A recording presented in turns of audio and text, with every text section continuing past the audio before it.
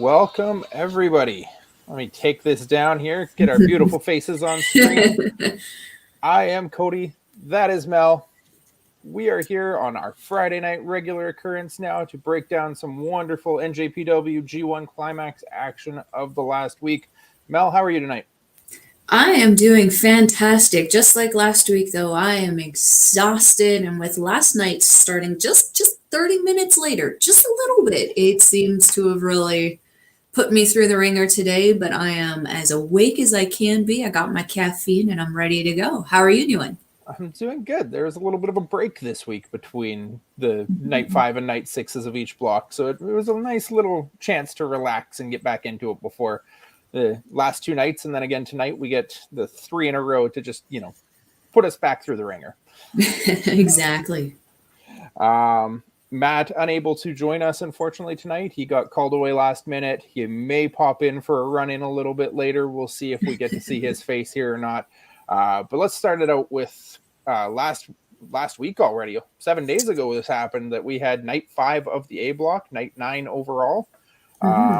Started it out with another Young Lion exhibition with Kanemaru and Fujita this time. Any thoughts particularly on this one? What I'm really liking about this class of Young Lions is the just sheer aggression that these guys are coming in with. Fujita, just a big fast start on Kanemaru, getting that heel master kind of a little shocked at the beginning there. I really enjoyed that, and I really enjoyed the fast start. That's all I had right there. And submission finish. Go figure. Yeah. And if I'm not mistaken, did he, I didn't write down how, but did he finish him off with a crab finisher? Yeah, he did. Yeah, he finished both of the Lions with the Boston Crab. Yeah, showing them how it's supposed to be done. Yeah, absolutely. We'll see it. I think we're seeing it as a little bit of a running theme throughout this tournament, though, that Fujita has a little bit more of that aggressiveness and that overall intensity to him, whereas Zoe was a little bit more taking the beating and not so much doling it out. I agree. Fujita actually kind of reminds me a little bit of Shota Umino back when he was still a young lion. Yeah, I didn't see him that early on, but I do remember Shooter having a little bit of more intensity and more aggression once he tagged up with Mox there. He certainly earned his namesake there. Next up, we had the next special singles match because of the Naito injury. We had Bushi coming in again and filling in admirably. Again, rocking the suit and the Naito homage, this time taking on Toru Yano. Basically, typical Yano match. Bushi is excellent at playing this part with Yano. The scissors in Bushi's boot was kind of my favorite moment here when he got tied to the railing, pulls out the scissors, cuts his mask ties to get himself back into the ring. Basically what you'd expect. What did you think?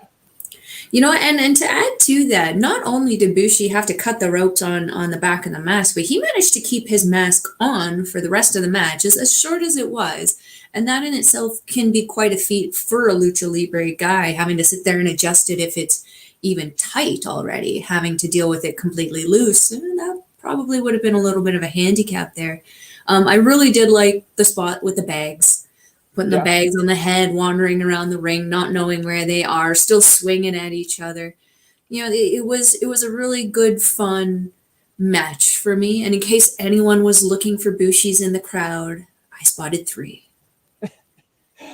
Shout out here in the comments. We got Ed popping in over on YouTube there. Nice to see Ed. Thanks for dropping in. I did miss the finish of the match, though. I was too busy messaging with you. Apparently, my monitor went black for a second, and then all of a sudden, Yano won. Yeah, I don't know what happened. It just went black and then suddenly, oh, there it was. Yano won. We have no I don't know. idea. Kevin said he heard it was a low blow. I can't explain it. That's what Milano says. I mean, Milano was front and center. He would know best. Yeah, maybe. Trust in Milano. Trust in Milano. He's always got the news when it comes to Yano. Then we jump into the actual A block action. First match of the night on this card was Kenta versus the Great Okan. Lots of talking early.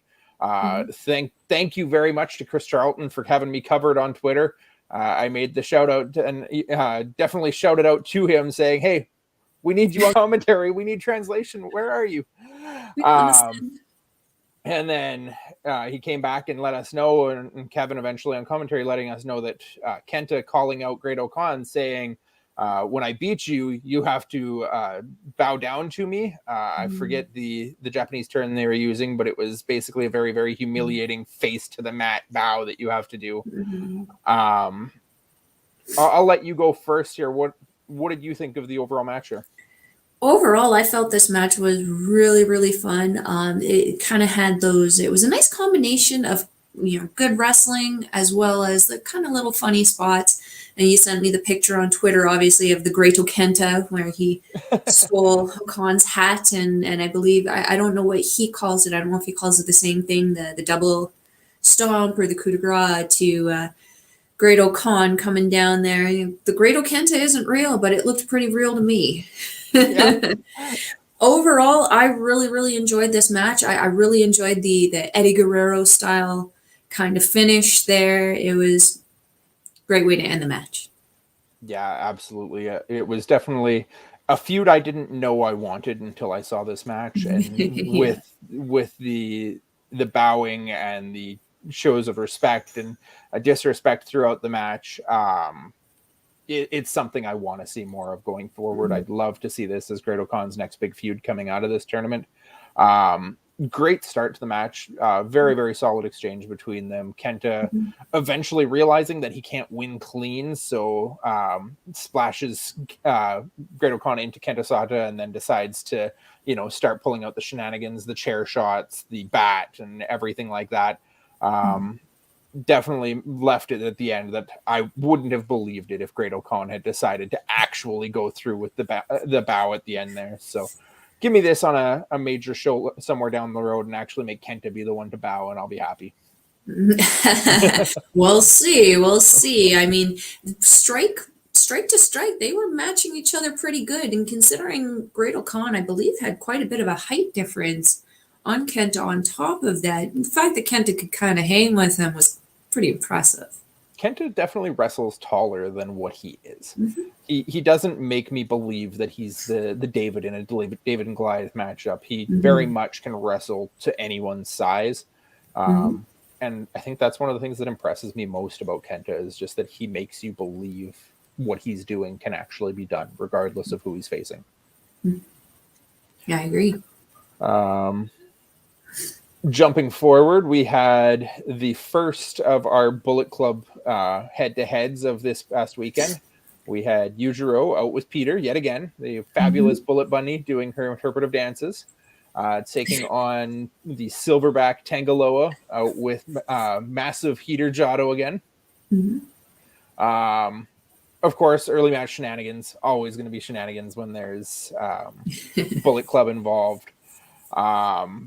I appreciated what Tangaloa did in this match, though, where he did call out Yujiro early, as Yujiro was trying for low blows and different things like that. And Tangaloa is like, no, we're going to wrestle straight up. That's going to happen here. And Yujiro actually does listen. He obeys. He comes back and he's like, okay. And they wrestled a really good, really clean match between them after Tangaloa did that with putting his foot down. And then reversing the big juice into the quick ape shit for the win. Not as much in terms of like the House of Darkness Bullet Club stuff as I thought we might see out of this match. But what did you think? I agree. I actually really, really enjoyed this match. What I did enjoy at the end was a sportsman-like walkout that Tonga did with Yujiro, helping his wounded, I'd be wounded because of him, but his wounded brother to the back. Yeah. I also did note that there was a standing moonsault that Tonga did that was just it, it wasn't something I've seen him really do before, and it looked a little chaotic, but I was actually very happy that he tried something new in the tournament, even though the legs kind of looked like they were going every which way. I appreciated that he did bring out something that's new to kind of throw into the G1 and be like, look what I can do. Yeah. He's definitely known more as the heavy hitter and the strong member of the Gorillas, so it was pretty cool to see him break out a little bit, something more you'd expect from his brother or from someone else, not him. Exactly. Yeah, the walkout too, as you mentioned. I did have a note on that. Just the fact that Tongas did that, and Tama did it too with the Chase Owens when they had that match too, where they wrestle a clean, straight up match, no shenanigans, and then they walk out with their teammate like, hey, great match, we wrestled hard, let's go to the back and have a beer. Something I also kind of have just been thinking about is it's interesting that Yujiro does have Peter, and Evil has Togo, and Tama and Tonga both have Jado. It's been kind of interesting to notice the usage and lack of usage in all of them, because we got 4 different members of Bullet Club all participating in the G1, all of them coming down with valet or manager in some way, shape, or form. But only one of them is really truly using them to utilize the Bullet Club shenanigans that we're kind of used to. It's very interesting to see the group almost evolving again. It's like that persistent evolving within professional wrestling. Yeah, for sure. I mean, we've got those 4 doing that, but then you've also got Kenta and Chase Owens with nobody in their corners. Exactly, yeah. But I think, of course, Dick Togo being the most utilized of those valets. And then, strangely, I think Peter's actually been the second most. I think Jado has done a really good job staying out. And Peter, a couple distractions of Marty and Kenta Sato on the outside. And Yeah. Guess you can say that's technically interference, yeah. I mean, unless you ask Kevin, and then these referees are more just asking her for a date. So exactly. Just wrong time, wrong place, Kenta. Yeah. We got Darnell popping in here in the comments. Nice to see you, Darnell. Talking the last week in the NJPW G1. Let us know if you've been watching, what some of your favorite moments have been. Happy to have you join the conversation there. I'm assuming there's no capitalization here. God is so underrated, but I'm going to guess he's meaning Gorillas of Destiny. I mean, depending on when, you never know. I mean, maybe. I don't know Ed's preferences here. We're going to go with Gorillas, though, Ed. I have to agree. They have had their titles. They've had their tag team title runs for sure. They've won, tag league and stuff like that.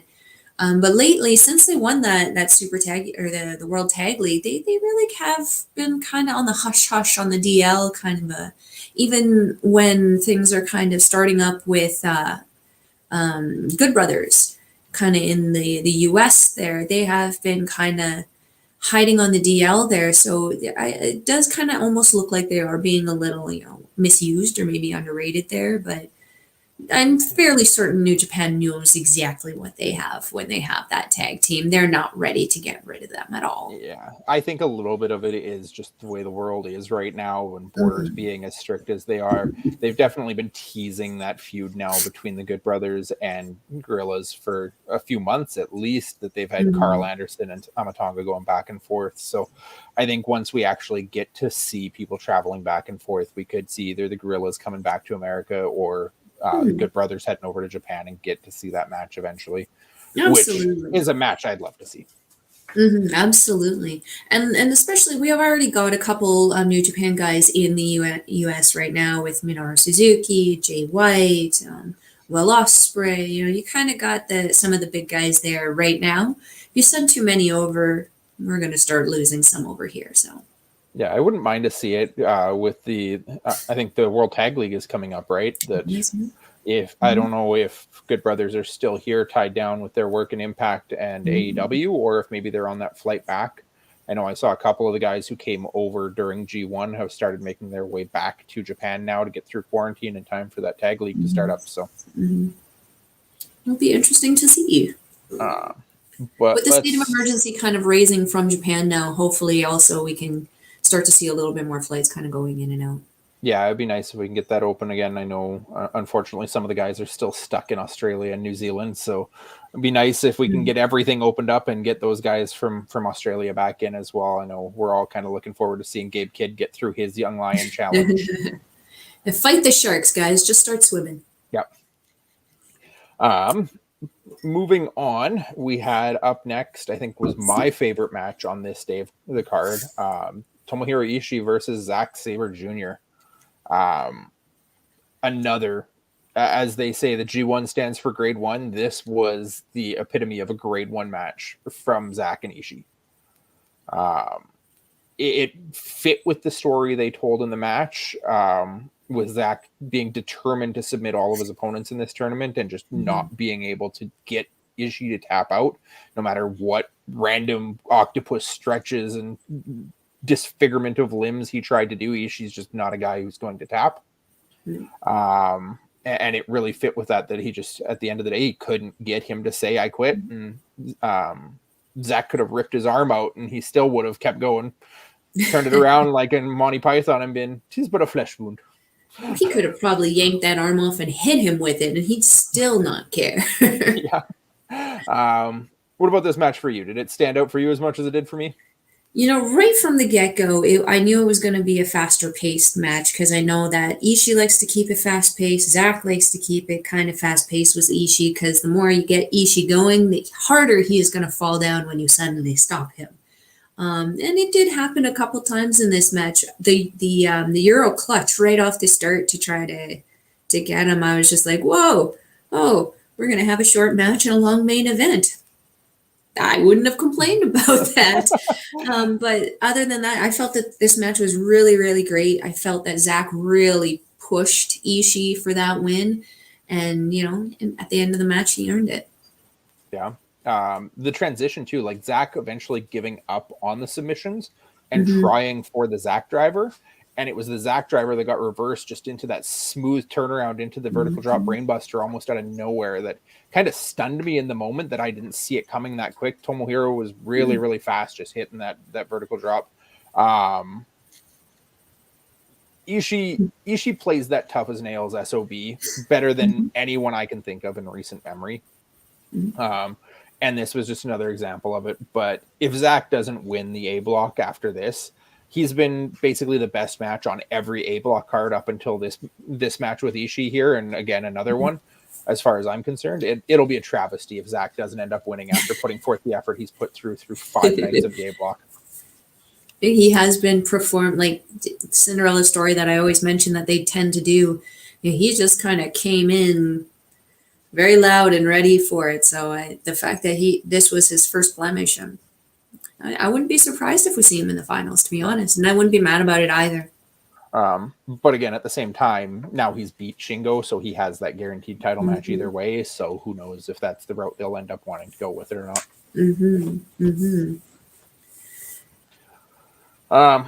And then we had the main event, Ibushi versus Shingo, which was a match we were supposed to have seen a long time ago before Ibushi's pneumonia.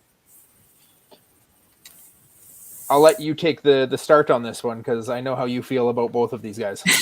It was one of those matches where as the match is happening, you find yourself flipping halfway through and then another halfway through and then another halfway through on who you're cheering for. It's like whoever just suddenly takes over being the dominant person, you just start cheering for that person because you know it's going to be good and you know it's going to be worth it. What I had written down was Ibushi with his Golden Star Powerbomb. I think there was at one point that he actually struggled a little bit to get Shingo up, but then the second attempt he got him up, he just walloped him. And I believe it was very Last Ride-esque. Yeah, very, very good move. Golden Star. Him and someone else do it, but the Golden Star is one of the people who I'm like, wow, that's just, you can tell he's practiced it so many times that it's damn near perfection. Yeah. Very similar to the Pac's performance in AEW. I did say there was a really, really, really great back and forth. Really, something I I've really noticed a lot about this G1 tournament is they've really stepped up the reversals. Reversals were always something they always did, but it wasn't something that they showcased where you would be sitting there watching for a good couple minutes, people just reversing moves, like going back and forth, back and forth, back and forth with those reversals. I felt that it's a really good way to show off the education of your wrestlers, but I felt in this match, it really showed off the strength of both Ibushi and Shingo in muscling each other around, because they're not small guys by any means. These are going to be heavy guys that you're just throwing around, similar to how Cobb was throwing around Goto. So I really, really liked this match. And I also had that first Made in Japan that Shingo did was just absolutely perfect. Couldn't go wrong with that. Yeah, that's always a beautiful move to watch. I had one specific note here, and I'm pretty sure it's talking about Ibushi hitting, because I don't think Shingo did. All I wrote down was Poison Rana equals nasty. This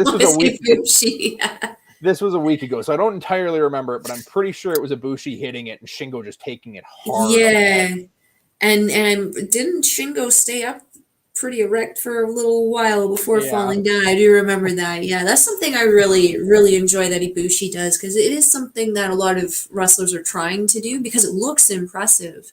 But when you do it right, when you do it picture perfect like that, that's without killing the person. That's the biggest thing. Yeah, we'll talk about it later, because I had another thought on a Poison Rana in a match later on through this week. But I think I know the one you're talking about. Yeah. As far as I was concerned on this, I think it's the best Ibushi has looked in this tournament by far. That match would have killed as a title match this summer if they had gotten to do it before Ibushi's pneumonia. And it's a match, I mean, with Ibushi, we haven't actually specifically mentioned it yet, but Ibushi did take the win on it with a Kamigoye, a Bumaye, a Poison Rana, a reverse Kamigoye, and another Kamigoye. Like, one of them has to work at some point, right? That's how much he had to pull out to beat the world champion. And like you said, he did end up getting over him. It's unfortunate because you never see really a champion take that many pins so early in the tournament. He's kind of leaving himself open for a,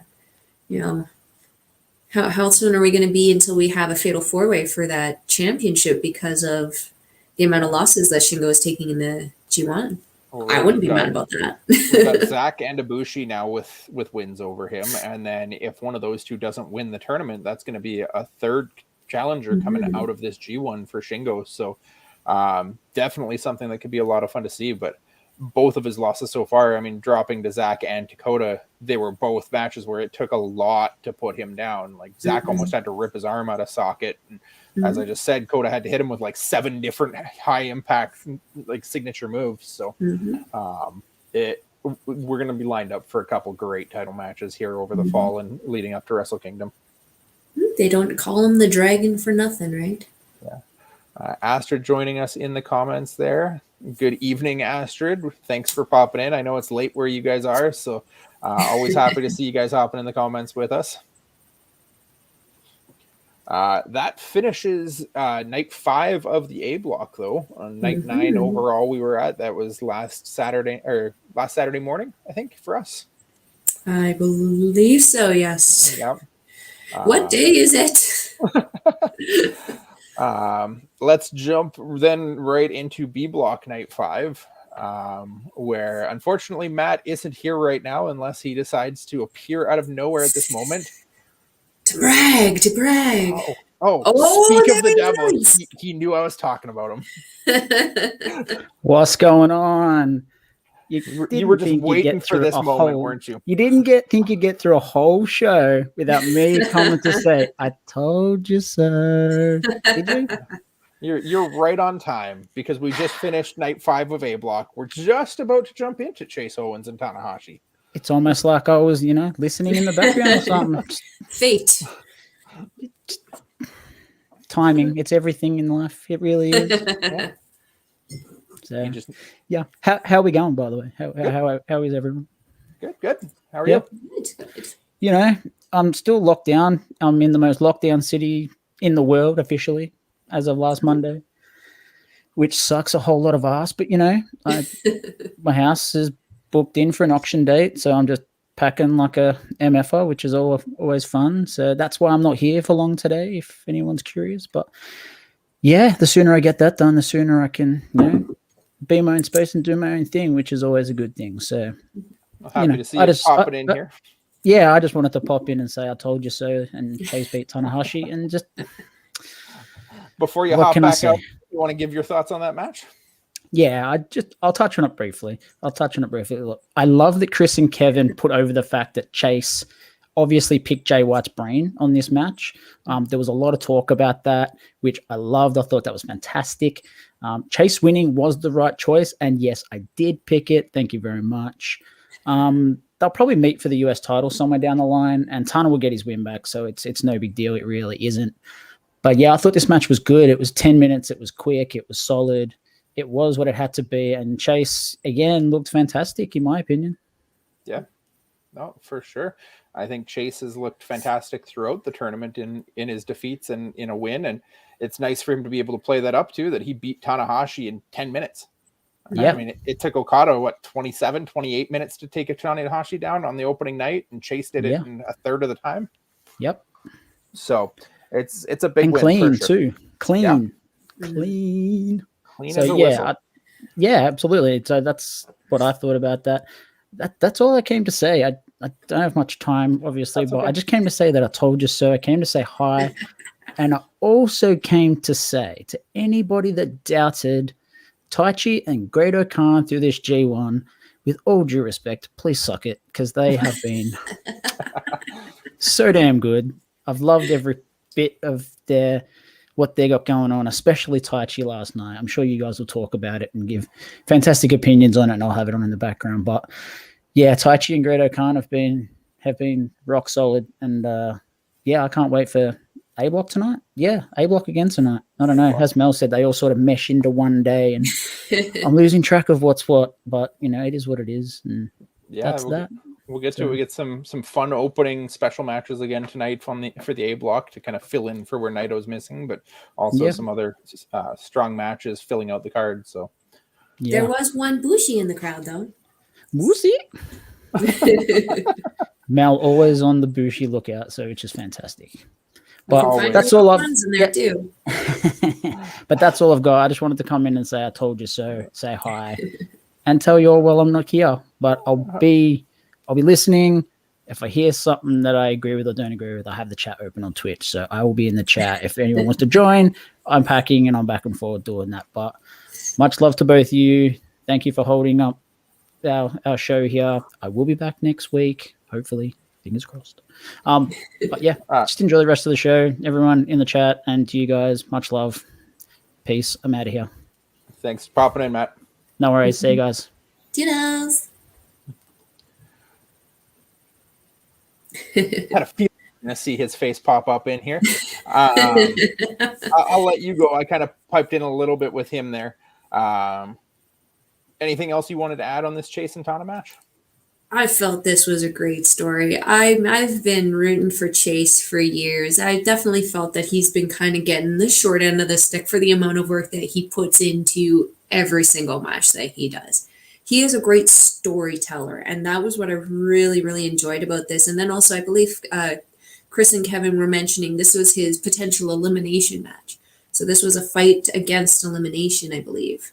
And I just felt it was a great match. I can't tell you how much I popped when he actually got that win. Yeah, it was a special match for sure, getting that win, especially over Tana and in the time that he did. Definitely a match that I probably could have appreciated if it was a little bit higher up the card and given more time as well. But it tells a different kind of story with him, and like Matt said, that story of him going to Jay and Jay reaching out to him on Twitter and being like, hey, if you need tips, give me a call. And really playing that up that like, oh, that's something, he probably got that as advice from Jay White, and Jay having Tanahashi's number. And so Chase utilizing that friendship and that mentoring was a really nice way to play it out as to how Chase could do what he did. I did have a note. I didn't have any specific instances of this, but I did note during the match that it seemed like a rough outing for them from a move execution standpoint, though. I remember specifically there were a few different spots where they were it seemed a little rough around the edges and a little sloppy and a little off pace and out of their timing with each other, that grips weren't being grabbed as properly, moves weren't hitting as cleanly as you would expect from a Tana match. Not sure if that's just a lack of reps between these two or if there's something else that may cause that.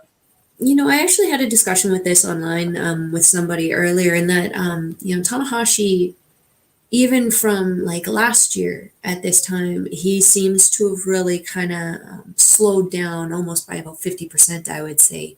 And I'm really concerned that it's actually more of an injury with his knees. As we've known, Tanahashi's knees, always an issue, always a target, always something that people are going after, especially Zack Sabre Jr.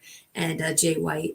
I have noticed that Tana's kind of almost walking a little bit reminiscent of Okada, when Okada was kind of rocking that back injury that he had with those slip discs, and he was kind of hunched over a little bit. He couldn't quite straighten his legs all the way, obviously because of the tension and the pain. I'm kind of noticing Tanahashi's almost starting to look the same way. So, like, I did notice the same thing. It did look like a little rough for a Tanahashi match. I'm wondering if it might be because Tana's starting to slow down a little bit in his injuries and his age. Yeah, it's definitely a possibility. He's getting up there. I know we noted it prior to the G1 too, in that Tana Ibushi match at the last pay-per-view at Wrestle Grand Slam, that it looked a little bit slow for both him and Ibushi, and we thought it was partially Ibushi's health with the pneumonia and whatnot, but maybe it was just the kind of first signs of where Tanahashi's hitting in his career now, and or a combination of both there, but we wrote it off as Ibushi and not Tana. And I think that match Tana had with Okada really, really kind of set the stage high for this tournament, and that might be the last real high point we see from Tana for a little while, if it is an injury or age. I really hope that if it is an injury, that maybe like after the tournament, or maybe even like he has some kind of run with somebody, maybe Chase Owens, where he does drop the belt. I would like to see him take some time off, like he chose not to get that bicep repair that he had injured a couple of years ago, but you can still sort of wrestle with a bit of a bungy arm. I don't think you can really wrestle without the functionality of your legs. I would like to see him take some time off to maybe try to get some surgery, recuperate those injuries, and come back strong for like maybe one or two more good runs before his career is starting to peter a little bit, and take a Yuji Nagata or a Kojima kind of route. Nagata, Kojima, Makabe, all those guys who have won the tournament in the past, who don't really sit at the top anymore. Yeah, exactly. We got Eric popping in here. Howdy, Eric. Thanks for popping in and joining us. We're on last week's night 5 of the B block right now. Just finished up talking about Chase and Tanahashi and Chase's big surprise win there. Ed popping in while we were still on A block there, shouting out that Ishii is his favorite. I mean, who doesn't love the Stone Pitbull? Any guy that can take as many hits as he does in a night, I have appreciation for. It takes a very great deal of strikes and hits and everything to put Ishii down. It's when he actually takes a loss, it's pretty shocking. Yeah. Next up on the card, we had the match that I know Matt was not looking forward to at all, but with him not here, he did mention to me that he was very pleasantly surprised by this one when I was done. Tama Tonga versus Evil, with Jado and Dick Togo in their respective corners. We got a 2-sweep for all 4 to start.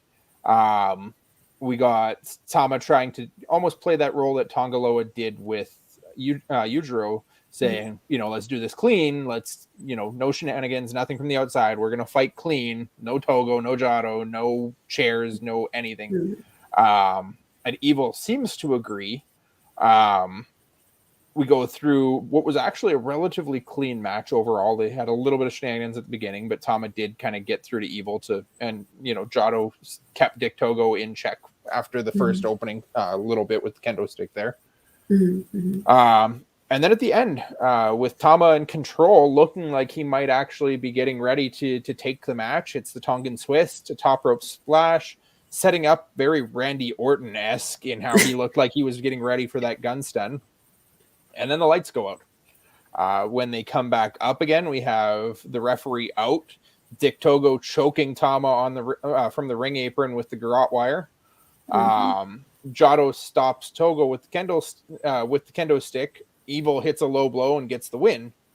And then as Evil and Togo are celebrating and Tonga is looking really angry and, pissed off overall, we get the wonderful Show strolling out from backstage, applauding as though he was the one that turned the lights out. Oh, Go ahead. I have to echo Matt's sentiment that the shenanigans are getting boring. They're getting too predictable. They're getting to the point where it's like, okay, what's they gonna do now? What I will say is that the addition of Show, kind of just like the addition of using Miho as a weapon against Tai Chi, it was a nice little thing to show a different side of the shenanigans. Again, like I was going to ask you if this was a spot where Jado actually nailed somebody with the stick, because I remember there was a night where there was a stick flying somewhere. Oh. Man, one thing I got to say about Show is he's got to work on what he does with his face when he's coming out, because he comes out here kind of like this, and he just looks a little touched in the head instead of like intimidating, to say the least. But something I just thought of is, Tama and Tonga have been going to their Bullet Club brethren and saying, we're doing this clean. Yujiro agreed, and for the most part, they wrestled clean, and Tonga carried out his brother. Same thing with Chase. I mean, they wrestled clean. Chase didn't have a valet, but it's interesting that everyone else in the Brotherhood kind of agreed that, yeah, we can fight clean, except for Evil. It's very telling. But Evil did for most of this match, right? Other than the spot at the side with taking Ozaki out at the side table again. Why? Poor Ozaki. No. At least there wasn't a bench this time for him to hit his head on. There was that. There was the opening little bit of shenanigans right off the start, but once they got through kind of that stuff and Evil getting his spots early and Tama Tonga telling him enough is enough, and Jado really keeping Togo in check. Once Jado stepped in and actually did something, because I remember sitting there at the start of this match being like, why is Jado just sitting here and not actually doing anything about this?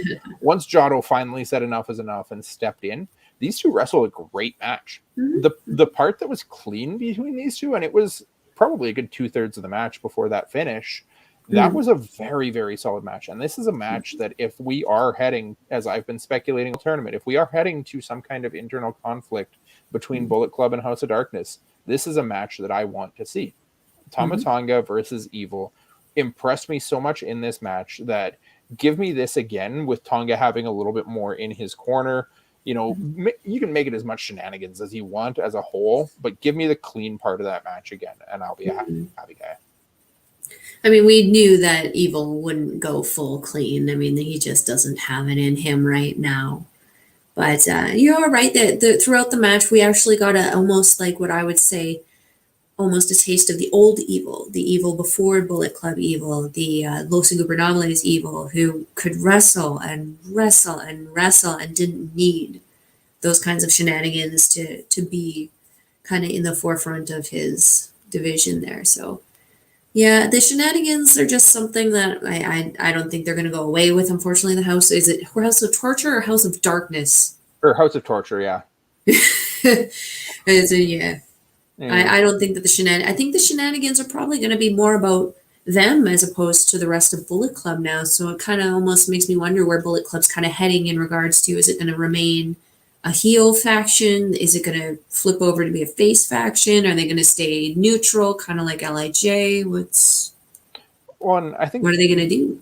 I think Bullet Club, when it first started, right, was supposed to be like a Gaijin kind of faction where it was all the outsiders, the Americans all coming together as their own unit.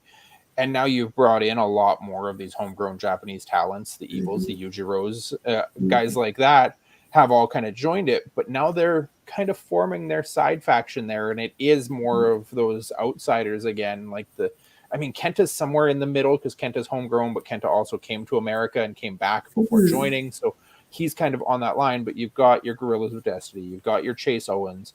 Bad luck Fale if he ever does manage to get back into the country again. Your Jay Whites. Hikuleo now. You've got Jay forming up his own team in America with like recruiting Chris Bay too. El Phantasmo, things like that. So you've got that side, and then you've also got the Yujiro Show evil side that could bring in somebody like a Kenta, that could bring in possibly a Taiji Ishimori if we split up the Bullet Club's cutest tag team. No, don't take all of the muscles away. Something to think about, something that we could see down the line as this year comes to a close, and as you know, we're up to almost 15 members in Bullet Club right now, which is just absurd. And I think we mentioned that before, but as long as we Matt had mentioned before, it could get a little chaotic when you start to pull the factions together.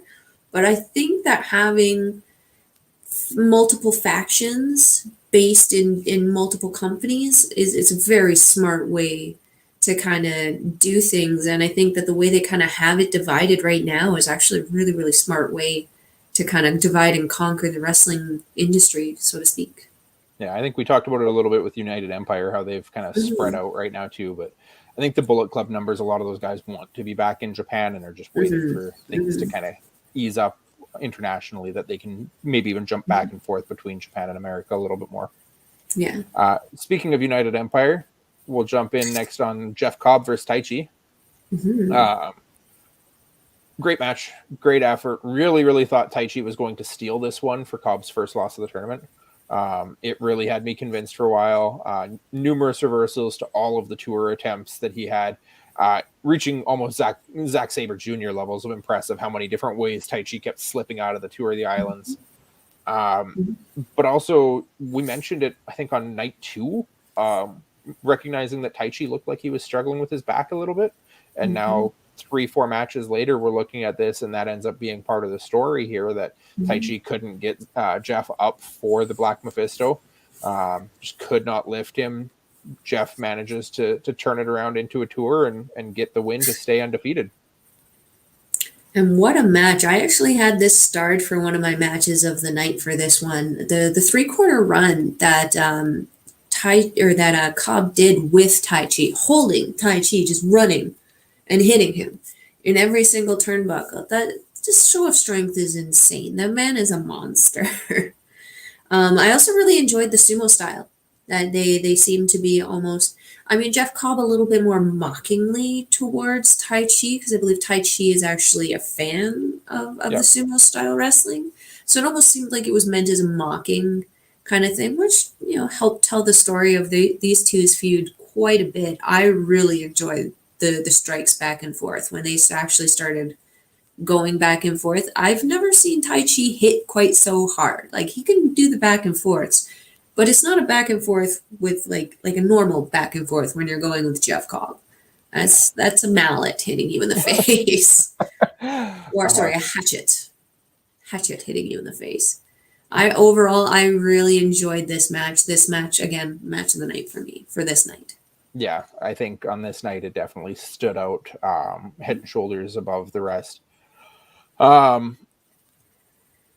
I think with Jeff Cobb, what I'm recognizing as this tournament's going on, I've talked about it a lot with Zach, how this tournament has just been a major exposition for Zach as a technical wrestler, and really just showing off night after night, move after move, all of his different submissions, reversals, technical grappling as a whole. For Jeff, it's the same thing for his power game, for his strength, for just being an overall dominant guy. It doesn't matter if he's in there with a smaller Yoshihashi or Chase Owens, or if he's in there with a guy like Goto.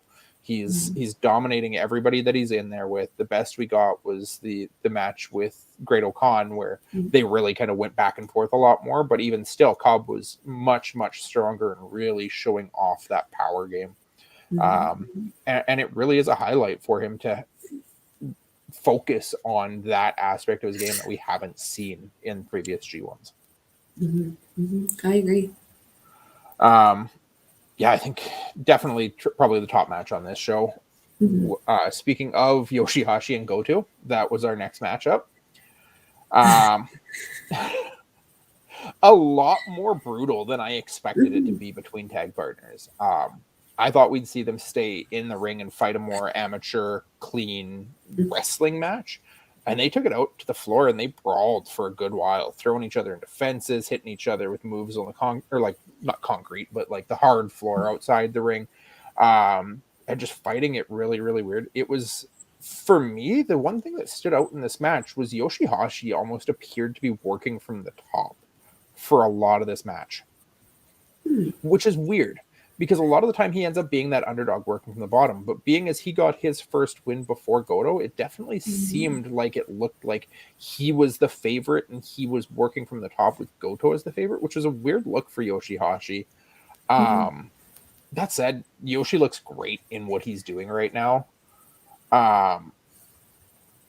And I think this is 3 in a row now where he's looked better than ever before. I think this is the best Yoshihashi I've seen in the time I've been watching New Japan. And I say it every single time, Yoshihashi for the G1s, he always delivers. I wish he would do it more throughout the year. But the G1, he always does step up his game. And as much as I like to kind of be like, man, he's not one of my favorite wrestlers, you have to respect what he does in the G1 because, like I said, he always shows up and he always makes it a great show. Pterodactyl scream and everything.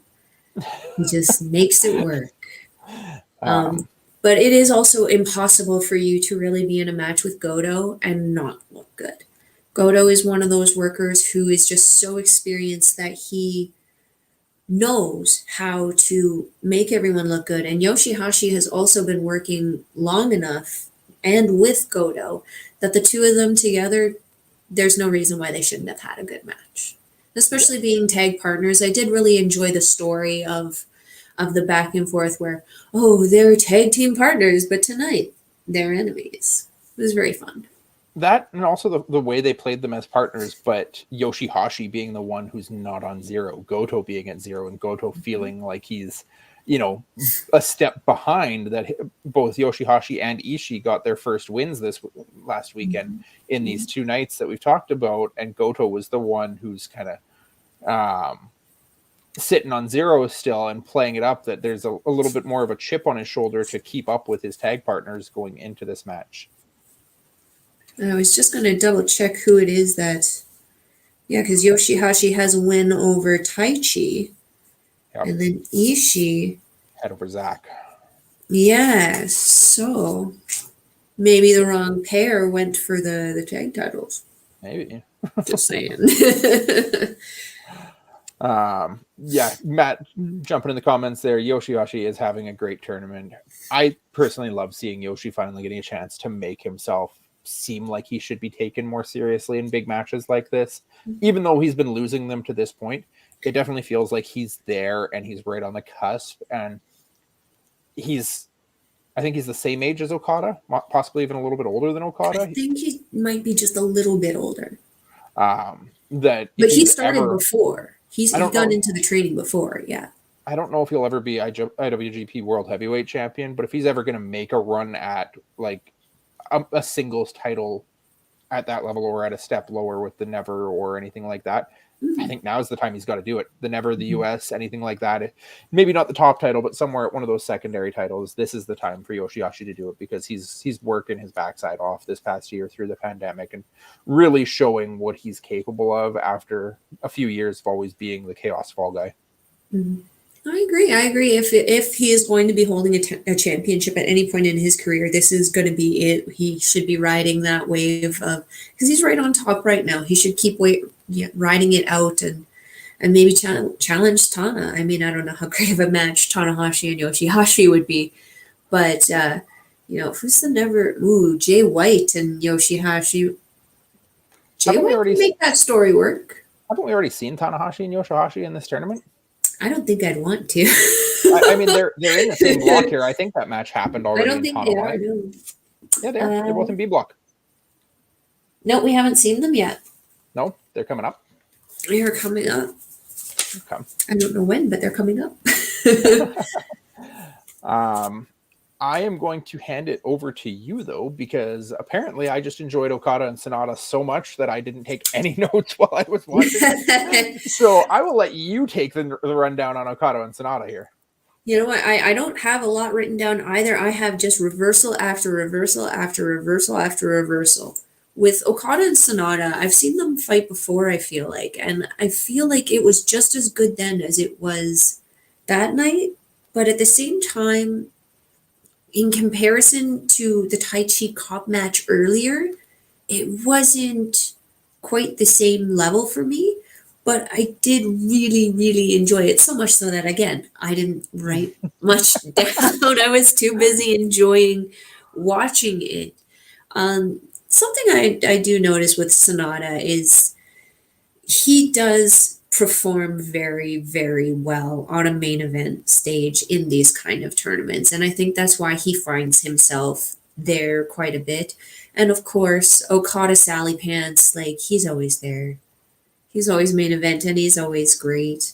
There you go. Matt's got our backs. Okada zoning in on the knee and neck of Sonata was a good story for him. Mm-hmm. Yeah, because that definitely prevents him from being able to lock in that, what is it, the cold skull or skull end? Very easy. Yeah, the skull end. Yeah. Makes it a lot harder to kind of wrap that in, and he definitely did that. Yeah, I think this is actually a match we've seen in the last 3 G1s now. I think these two have been in the same brackets, same blocks for 3 years in a row. Because G1 29, they actually went the 30-minute time limit. Last year in the G1 30, Sonata actually got the win. I'm pretty sure that was the one where they said it was the longest match to ever get a finish. Oh, yes, I do remember that, yeah. Like 29:50 or something when Sonata ended up with the win. And this year went over the 29-minute mark as well, I believe. They were into that last-minute call. So these two always perform. They put it all on the line every time they're out there. I did not at all expect Cobb and Okada to do what they've been doing in B Block this year. I thought this show with Cobb and Taichi was going to be Cobb's first loss against Taichi. I thought this match with Sonata and Okada, I thought it was going to be a rerun of last year's Okada-Sonata, where Sonata managed to pull it out again for a second in a row. Very, very surprised that they're going the route they're going with Cobb and Okada. After this night's worth of action there, only 5 nights through the G1, we already saw, I think, 2 or 3 different performers were already eliminated from the block. And 2 more were right on the cusp, because I think Goto was eliminated for sure, and I think Tamatonga was also eliminated at that point, or Yoshihashi, one of the 2. I don't remember. One of them, and then the other was on the cusp, as well as Chase Owens. So we had Chase was on the cusp with the Tanahashi match. Yeah. So Chase ended up getting that win against Tanahashi, which didn't eliminate him, but Goto was on the cusp, and it was eliminated by Cobb winning. And I think it was Tama was also on the cusp and eliminated with Cobb or Okada winning. And so it was just a really surprising turn. Usually we don't see people starting to get eliminated this early in the G1. So only not just barely halfway through the show, and we're already cutting down that field to the point that people are into, spoiler territory and not fighting for the win anymore, just fighting to ruin the nights for the actual winners. Oh, can't we wait until Yano gets to that point? I mean, Yano's always in spoiler territory, isn't he? Yeah, I'm just waiting for him to put someone down the elevator again. Yeah. Cut somebody's hair in the stands, Yeah. Who has hair long enough for that? I mean, overall, this was a really good show. Again, 2 great matches, a couple solid matches. Tama and Evil, I think, really stood out for me as a surprise. I'm really focusing and following that Bullet Club story really closely. Every time they're in a ring, what's happening next with the Bullet Club and the inter-Bullet Club strife. But Okada and Cobb going over yet again, both looking really, really strong in their wins. Okada looks like he's back to the old Okada. He kind of got his wake-up call at Wrestle Grand Slam in the loss to Cobb, and it definitely looks like we're headed towards that as the main event of the final night of B Block, as something Maybe Evil's in there to play spoiler as in the points race still, but I think that Okada and Cobb match could be headed towards the finals. If the Rainmaker wasn't a factor, I would disagree. But because of the addition with the Rainmaker, absolutely. The Rainmaker is kind of like their little golden child, the little thing that's like almost like their Roman Reigns or their John Cena right now. It's just he can't do any wrong when he's the Rainmaker, except for he literally can't do any wrong as the Rainmaker. He's not just protected for no reason. So if I had known that the Rainmaker was like the Okada Rainmaker was going to be the Okada we were going to get in this tournament, I definitely probably would have had a lot different predictions. Yeah. So then we move on. A Block Night 6, just a couple nights ago. Opens up with Oiwa versus El Desperado. Despy getting the chance to come in and fill that role as the next junior warming up for the Super Junior tournament off of these young lions. This match specifically against Oiwa, it really looked to me like Desperado just wasn't about to take any crap whatsoever. Very little offense for Oiwa again. It's been a running theme that Oiwa is kind of not really getting in anything against any of these known juniors. But then Desperado just took it to another level that he just kind of stood there like, really? That's what you're going to give me? Literally standing there as he broke out what I think is a new submission for him with a very painful looking standing leg lock. Yeah. I've never seen him do that. That was the first time. This was the first match that I've seen him do that. And to just see like you mentioned, it's the cocky manner, which he's just standing there like, what are you going to do? You're not going to do anything. So it was a very like, and it was also a match that I saw a lot of groundwork from Desperado in that I'm not typically used to. He's usually that kind of, he's on his feet. He's usually in your face. He's usually doing something to you, integrating his lucha stuff. He's picking you up. He's throwing you outside. You don't see him take it down to the mat and work on the mat quite nearly as much as I saw him in this one. But you're absolutely right. Oiwa got his butt handed to him, and it does unfortunately seem to be a trend with that specific one. Yeah. Maybe a story to tell there eventually. Finding his aggression, finding his fight. Mm-hmm. We got, I'm sure you were excited for this one, our special singles match. Bushi's time in that role is done, and we got Hiromu coming in to fill that role as the guest competitor filling in for Naito this week, taking on Kenta. Very, very good match. Honestly, Hiromu can hang with the top guys. We saw it last year in the New Japan Cup as well when he took it, I think, to the semifinals where he lost to Okada in the money clip. But Hiromu, a junior or not, Hiromu can hang with with the non-juniors, the same as Ospreay could a few years back. I don't know if he'll ever put on the size to really move up into the higher weight class, but as a whole, I don't think he needs to in order to perform and do what he needs to do. Kenta's a great guy for him to match up with because Kenta is a smaller performer. I would love to see this match again as a feud, where I believe a little bit more that Hiromu has a chance of winning. It's hard to believe that anyone's going to upset one of the G1 competitors at this point in these matches. I think, if anything, tonight might be the night we see it. We'll get to that a little bit later.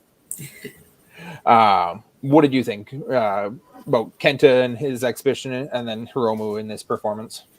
You know what? I mean, I called Kenta to win from the beginning. I mean, I'm questioning my life choices now. But you're absolutely right to expect that Hiromu could have taken a win over top of Kenta right now. As good as Kenta is doing in the G1 would have been a little crazy, but you're absolutely right in that Hiromu can absolutely hang with some of the bigger boys. And like you mentioned, he did hang with Okada last year, losing to the money clip. And he didn't, if I recall, I don't think he actually tapped out. I think he actually passed out. Yep. In the money clip as opposed to tapping out. So, Hiromu's a very, very tough guy, and he's also crazy enough to do most things that, like Will Ospreay did, that got him to the heavier class, and same with his partner Shingo.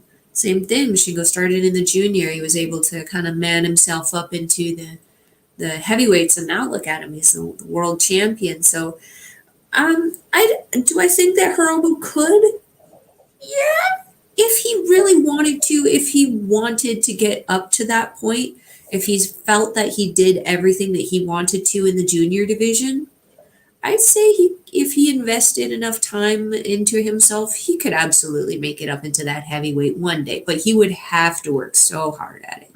Yeah. So hard. The match overall, I think my favorite part was the part where Hiromu was on the ground. He was about to take that chair shot from Kenta, and he was just, come on!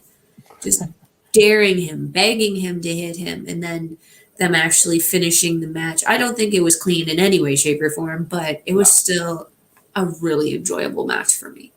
Yeah, very much so.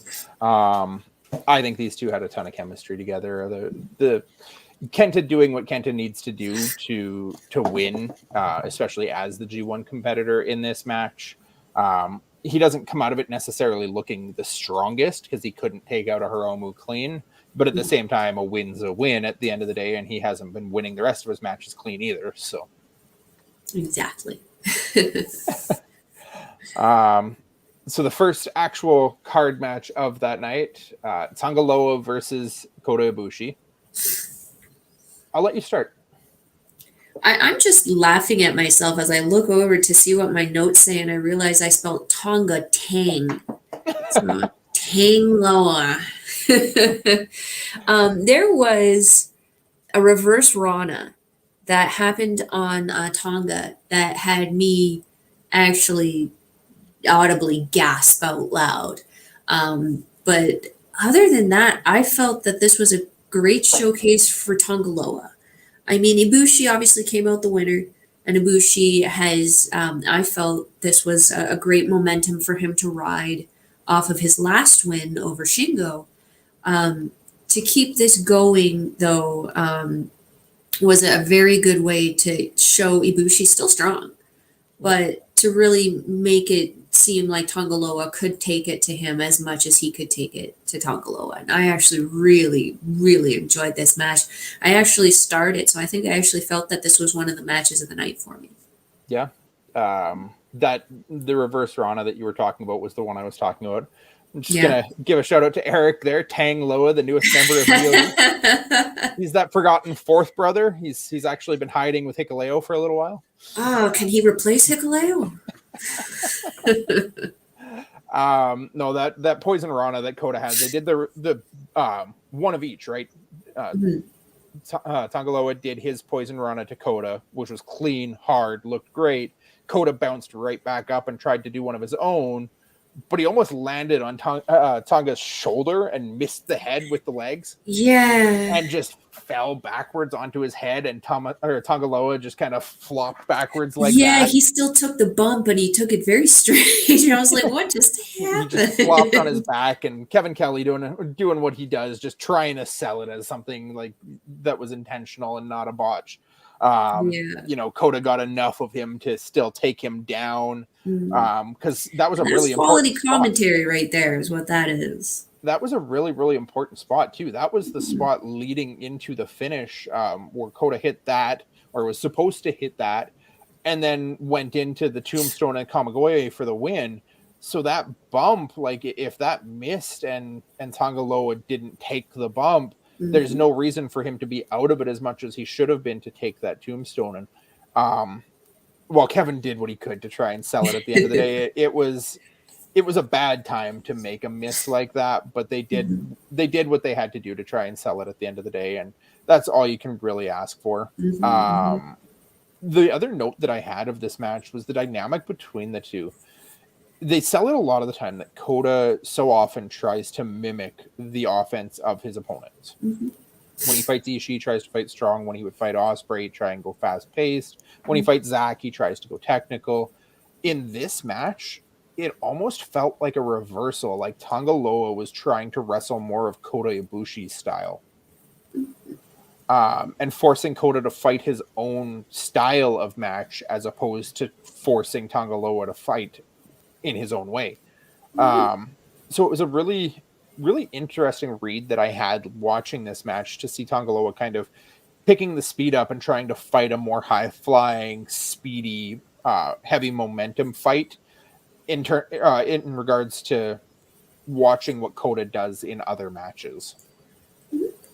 Well, I agree. It was very much so. It seemed very like Tangaloa was always almost trying to keep up with Ibushi, and we mentioned Okan does the same thing throughout this tournament, adapting to each style. Yeah, you're absolutely right. Ibushi does tend to adapt also, and he definitely seemed like a little bit not out of water, but almost a little kind of taken aback in this match with that. No, I agree. That was like I said, it was a really great match. Yeah, I marked it down that I think it's probably the most enjoyable Tangaloa match so far. Mm-hmm. I'd have to agree.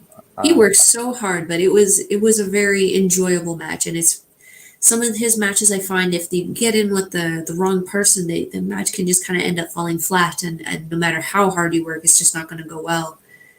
He sometimes has matches like that, so this one was the complete opposite for me.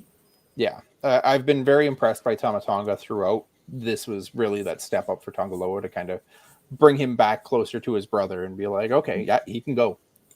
Yeah, 100%. Zack Sabre Jr. versus Yujiro Takahashi, again, with the Bullet Bunny Peter at his side, without the actual bunny mask for once, though. She had a bunny hat. She had the Bullet Club hat. She had the black Bullet Club hat. She had the bunny ears. But you actually could see her full face for the first time this year. She's so pretty. Of course. I mean, you have to be to wear what she wears. Yeah. I mean, you don't have to be, but you might find yourself with some criticism. But yeah, no, fantastic to see her. I love seeing her, and I always look forward to seeing what she's going to wear because you never know what she's capable of doing once she's in it. Yeah, I enjoy the valet dynamic that they have in Japan for sure.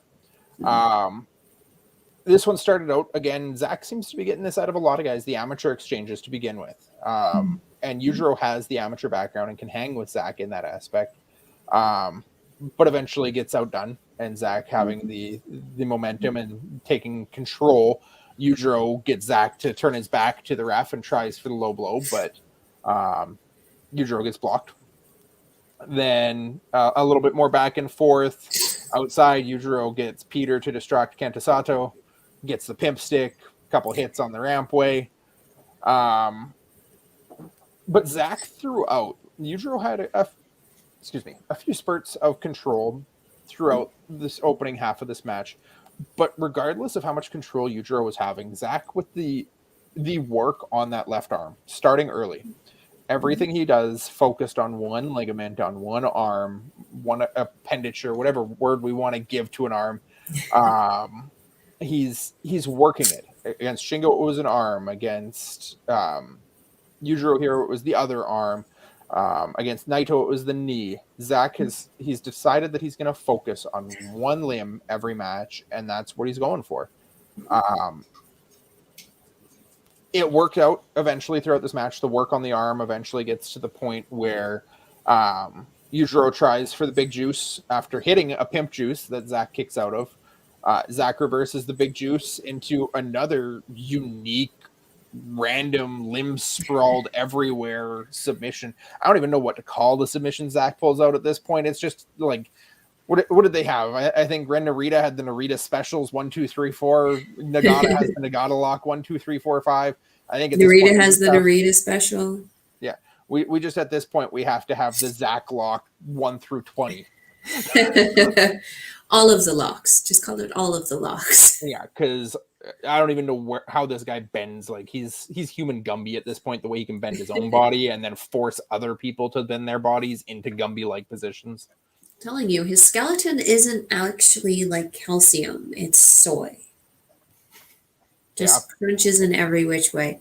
Oh, I absolutely agree. I felt that this was a great showing for Yujiro's amateur background. I almost feel like that little thing that you were mentioning at the beginning that Zach kind of does with the amateur start, it's almost like he's running a diagnostic. on his opponent and just like scanning. Okay, here's where I'm going to target you. And that's, he kind of almost figures out based on the first couple handlings in the match what your weakness is or where you may have a little bit of a issue and just picks it right apart. He does that with Tana with the knees, he did it with Naito with the knees. Yujiro must have had a shoulder injury. That's a great point. That I like the way you look at that. That it's almost pinpointing, like, where do you have some hesitation? Where are you screaming the loudest as I'm hitting all of your different joints, all of your different muscles? What is affecting you the most? And let me pick on that. Exactly, like test here, right there. That's where it's going to be. Like a full body exam at the doctor where they just take the hammer and test all of your different reflexes. No fingers, though. No, that's Pete Dunne's thing.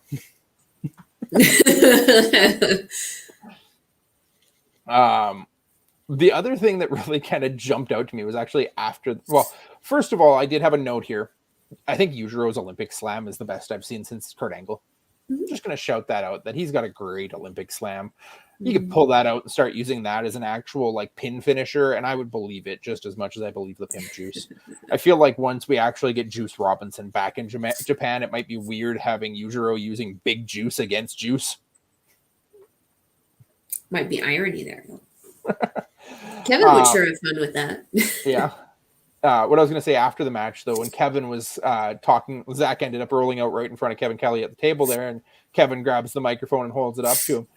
And you could just barely make out Zach on the other side of that microphone. I can't believe I had to fight a pimp in this day and age. Outrageous. You don't hear enough talking in New Japan to really get those sound bites very often, but that was a great sound bite by Zach after beating him. I love it whenever you can catch him, and he's so loud. Like he's very audible and purposely loud with his complaining at ringside. That I think that's how you can hear like all of the microphone points. Like I also equally love how he banters with the crowd still in Japanese. You can hear him slip out in Japanese and start yelling at the crowd or yelling at his opponent just to get reactions out of them. He's become a bigger showman for me from when I first started watching, where he was just a really great technician, but he had like no personality. Yeah. Yeah, another win by Zach, though, really pulling them together at this point. He had the one loss to Ishii, but other than that, he's running the table as far as A block goes, and I think we'll review the standings afterwards, but I think he's sitting at the top still as of this point. Next up, we had a Yano match. Let's put it as we put it. Yano and Shingo. Not a lot that I had to talk about here. Some typical Yano shenanigans. He's bringing that bag of goodies out. This match here, he brought out a second bag to give to Shingo to put anything Shingo forgot to leave backstage into the bag. Then somehow convinced Yano put the bag over his own head and convinced Shingo to put a bag over his head too. And just nonsense. Yano nonsense at this point. It's fun. It's humorous. The bag thing was funny the first time. It's going to grow old real quick. What I did notice in this match, though, Shingo plays the shenanigan game with Yano, but he makes it very obvious he's only doing it to mock Yano more than be funny. He almost like what I saw with Desperado and Oiwa earlier in the match. Shingo just kind of had that glare on him the entire time, like, I can't believe I'm doing this with you right now. And then after Shingo gets the win, when they walk, Shingo put the bag back over Yano's head for a little while. They got the bag off, but then they walked Yano out of the ringside area with the shirt still pulled up over his head. Like, hockey jersey style and everything. Why could you not? Come on, Fujita, you guys are there for help. Take his shirt off for him. Let him see where he's walking. I mean, it was the best case scenario for me, and you don't have to see his face, right? I'm joking, but seriously, like, you're absolutely right. The bag spots was just it was a little silly, and Shingo absolutely playing along with it, only probably because he has to.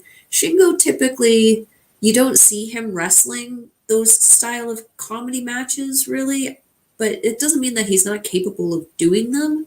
It's just pretty obvious he doesn't enjoy doing them nearly as much. There was one point of the match where you could just see the switch had switched, and he was like, okay, we've done the silly shit. Now I'm going to kill you. And and that was just how it ended up. I mean, like I said, the hockey jersey cover into, was it the Last of the Dragon? Yeah, Last of the Dragon. I was just Mel can be mean to Yano and Yoshihashi, Eric, but we all know she's truly a Yano fan. We know she has the t-shirt. Yeah, I do, don't I? I do. I'm surprised you don't have a Yano Lisa yet. It's probably in one of those canisters sitting off the shore of California somewhere. Let's jump through that. I mean, Yano is what Yano is. We got a great match for the main event on that show, though. Ishii and Great-O-Khan. Hard hitting, hard striking, just a straight up power versus power match. Mm-hmm. I mentioned it on the last card with Jeff Cobb showing his power. This was two men just showing their power. Not quite to the level of Ishii and Shingo at the big meaty men, but still just they went. This is the third time this tournament that I've had a note about Tomohiro Ishii just slapping forever. Just a slap fight in the middle of the ring. Not quite as long as that Shingo one went, but these two guys, they just go and go and go and go. And Great-O-Khan, really, this is a coming out party for Great-O-Khan as far as I'm concerned. As someone still in his first year of New Japan action after returning from excursion, he's flown to the top of all charts as far as what his ceiling is. Another just a classic that he put on here with Tomohiro Ishii. Not flashy, not a lot of spots, but still just an impressive outing on both sides. No, I 100% agree. I don't have anything written down for this, so I think I was just watching it. But I've been big fan of Okan since I saw him spoil the match where he debuted with Will Ospreay against Okada last year. You're absolutely right. Just coming back from excursion, shooting to the top. It's exactly what I've been kind of saying since he kind of came onto the scene. And the adaptability that he just shows throughout this G1, going from Zack Sabre Jr. to Ishii. I mean, those are two completely different styles. And, Okan, he's put in a lot of hard work. Do I suspect that he'll probably pick up some more wins? Maybe one, maybe not. But he's certainly solidifying himself as someone to probably not mess with, particularly when it comes to the World Tag League. And if he's going to be teaming with Jeff Cobb again, I mean the tag league tournament's going to be in for some trouble. Even if he's tagging with Hanare, you're still going to have some big meaty men coming after you. So, yep. Franchise out here. Matt joining us again in the comments. Great-O-Khan haters can suck it. I agree. Great-O-Khan is fantastic. Nobody should hate on that man. I don't care that he wears a goofy outfit and a mask.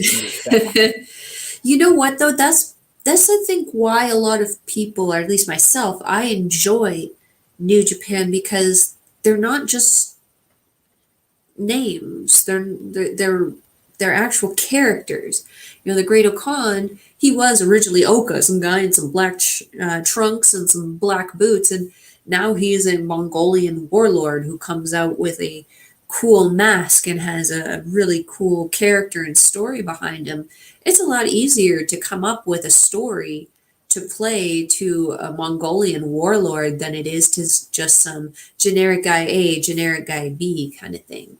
Even with his howling squeals and his Mongolian chops. Okay, no, his squeals before the Mongolian chops sounds like that stupid sheep screaming on a farm. Like, that I can't deal with. But everything else is fantastic. Kind of like the screaming goat meme. Exactly. I did have one last note about this match, though, is when they made the 25-minute call, I honestly thought and wanted this match to go time limit. I'm surprised it didn't.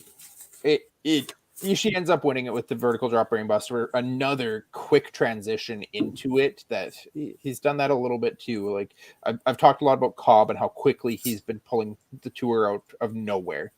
Ishii's been doing that a lot with the vertical drop brainbuster in these matches too, where he tries for it a couple times and they keep reversing it, and then he just pulls it out of nowhere. And seems like they're going a route there where he's a little bit quicker now and a little bit more ready to just pull it out. Absolutely. I didn't expect this to be a 27-minute epic going in, but once it got to that 27-minute mark, I wanted those last 3 minutes and just each of them taking a single out of it. It's a shame we don't have 45-minute or hour limits, eh? Yeah. These guys would be dying. That ends us on A block night 6, though. So we get into just last night, this morning, wherever you're watching us from. B block night 6 opened again with another Desperado versus Young Lion match, this time with Fujita. I'll say it every time that it comes up here. Again, Fujita, quick off the gate, really aggressive, really good, strong performances, making himself known to his competitors. Desperado let him get a little bit more in, actually let him get him, I think it was a Boston Crab that he got him in. He got Desperado into? Yeah. Yeah, he got him into the Boston Crab there for a little while, even, which was something I don't recall Oiwa doing. But Fujita got him in it and definitely had that that push that we keep seeing from him. Ultimately, it ended the same way.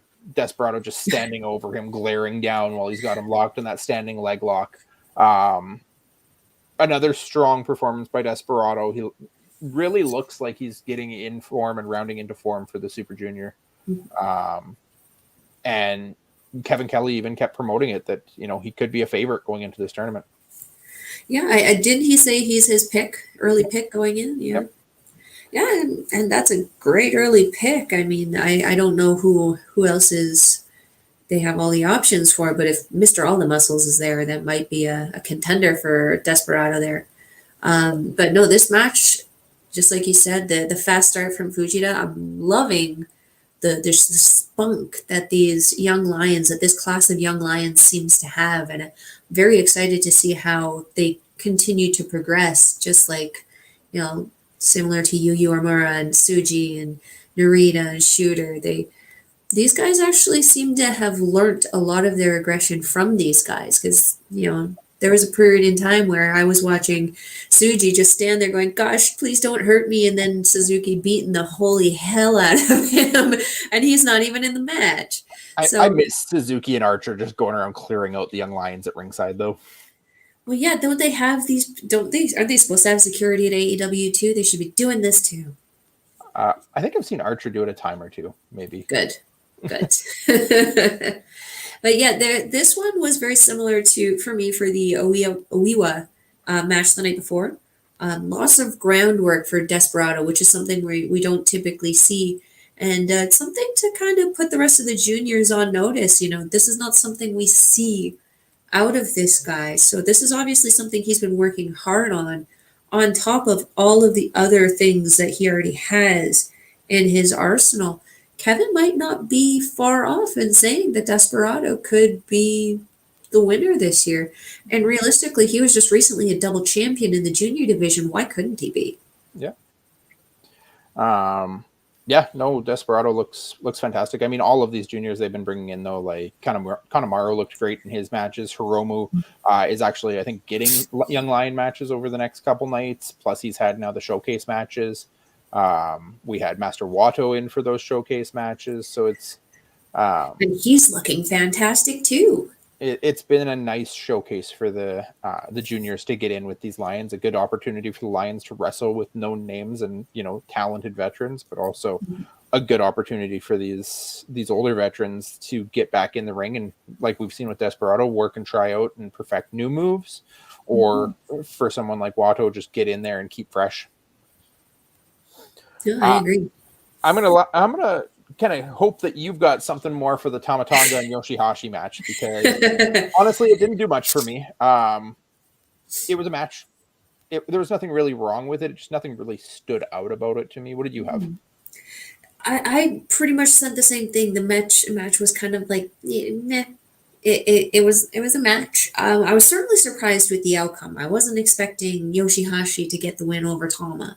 I kind of felt that Tama kind of has been working pretty hard, and he probably deserved that one a little bit more. But it definitely felt a bit more Tama for me. Like I felt that Tama performed well. I felt that he got a little bit more offense on Yoshihashi before Yoshihashi was able to catch the win. But for me, just like you, this match was just kind of, it was a match. Yeah, it was Yoshihashi won with karma. It was back and forth. Again, another clean match from Tama, but nothing, we've seen so many fantastic matches. Every so often you're going to hit something that just doesn't hit for you. Somebody somewhere may have enjoyed it. I don't know, Matt, maybe not. But for us, it was what it was. It was a match that happened. Yoshihashi gets, I think that's his second win on the card, right? I believe so, yeah. So he's beat Taichi. Yes, Taichi and Tama, yeah. Taichi and Tama Tonga now. So going places. Two big guys in the tag division to be beating. Yeah. Chase Owens versus Goto was up next. I keep praising Chase. We've all been praising Chase. We had Matt on here earlier praising Chase. Another quick start, another great match. He's really, really earning the praise this year. Goto still looks great, but everybody that Chase has been fighting has done so much to help put Chase over as well. Chase is doing everything he needs to do, but everybody he's fighting is really putting him over. What I really picked up on in this match that I'm surprised I hadn't really caught up until this point, the package pile driver reversals into everybody's finisher have been really, really well done all tournament. Tama catching him with the gun stun out of it. We had now with Goto catching him with the GTR in this match out of it, and we also had what was the other one where they caught him?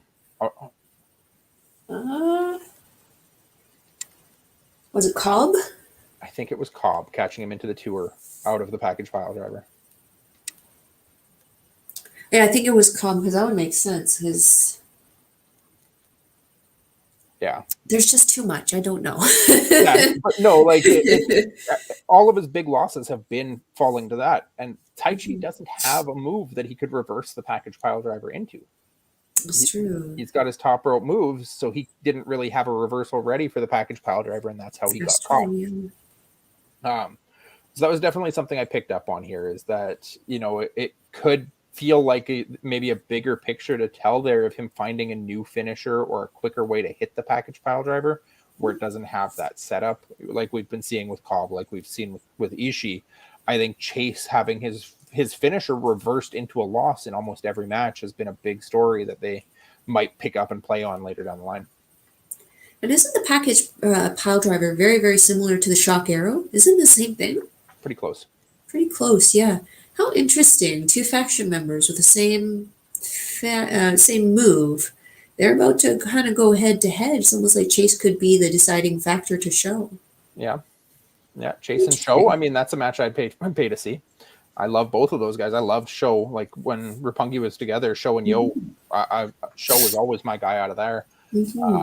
So that's a match I would love to see down the line. And what an experience that would be for Show to get that kind of veteran in the ring with you one-on-one. I mean, that would be an incredible match for him. Yeah, because I think Show is pushing that weight now that we could see Show reaching the end of his junior days in the next year or so. He's really starting to bulk up. Close his eyes a bit. Anything more from this match from you? No, I felt I just, the last thing I had was I felt the back and forth was all right, but it definitely, I felt there was a little bit more Tama, which is why I kind of thought that he was going to take that win, but. Wrong match. We're on Chase and Goto. Oh, sorry. It's the hours. It is the hours. No, that is all I had on that one. Back and forth. Yeah. Goto. If I can just praise Goto again, I feel like I've already done it earlier, but he just makes everyone look good. I feel like he's one of those guys that if you have someone who might not be as good, like Hikuleo, you can throw him in there with him, and he would still make him look good, even with the size difference. So I'm scared for the day where Goto is at the point that Tanahashi is